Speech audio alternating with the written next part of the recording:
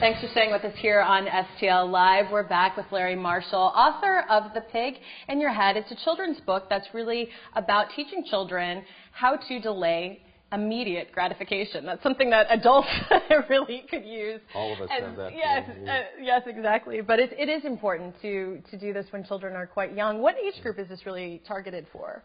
Primarily, I would say between the ages of 4 and 8, because I'm really trying to catch the child at an early age so they can kind of get a head start on learning about the concept of self-regulation. Okay, so when we were in the first segment talking about the book, you came up with this idea, the storyline, the pig in your head. Right. So finish it off, how does the child in this book really come to understand what delaying immediate gratification is and self-regulation? So Bill is the kid's name, and he finally kind of sees this when the grandfather takes him to the barn and lets the pig out of the pen. So the child watches the pig engage in all this chaos, eating everybody's food and so forth, and says, oh my God, the pig's acting just like the pig in my head. So at that point, the grandfather introduces him to what we would kind of call the farmer wisdom that resides within all of us, this idea that we are smarter than our animal brain, so to speak. Okay.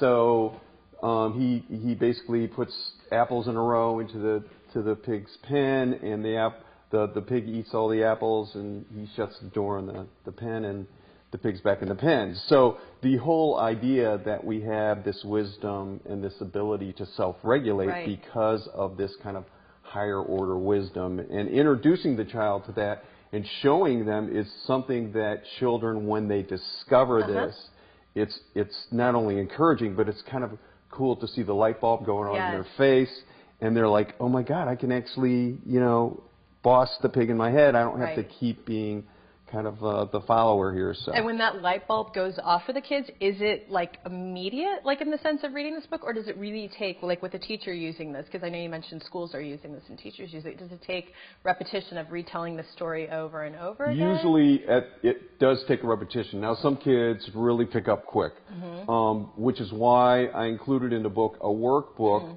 that covers 10 different activities that really help plant the seed of this concept very deeply. And by the end of that, the kids are really getting it. And I would even get calls from parents going, what's this pig in the head thing? So the parents even got into it, by the time the kid really gets the concept. It's hard. I mean, I have young children, preschoolers, and it is difficult. It is hard to kind of instill in them this notion of self-regulation. It's hard to regulate even as their parent. You mentioned something to me off camera about gratification quotient. What is that? Well, the gratification quotient is basically the percentage of time that each human being believes that they will get what they want when they want it. So I will be gratified, I will get what I want when I want it, a percentage of time. And that percentage is kind of fixed in our minds based on our experience on how quickly we've been gratified throughout our life. So parents, for example, who maybe give in a little bit too much, those children may grow up into their adolescence or young adulthood actually believing that they will get what they want whenever they want it, and they try to make that work in each setting they go into. So that gratification quotient is actually quite important, that we get it to a more realistic level. I see. So you're essentially trying to tackle it or address it at this early stage so that you're lowering their gratification quotient. Exactly. Essentially, what's worst case scenario if parents don't address this at an early age? Does one just learn from life experiences to self-regulate, or really are they, like you mentioned, an adult are they that adult that you meet down the road who has the most unreasonable expectations about life in general? Sure.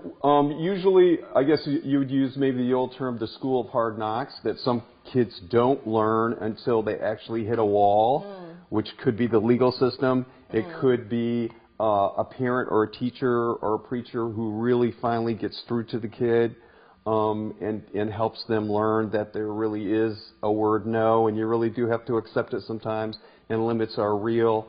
So sometimes getting that message across is very, very difficult for some kids. Well, no, it's a fascinating topic. I think this is great that you've put this together in a children's Thank book you. and a story to address it.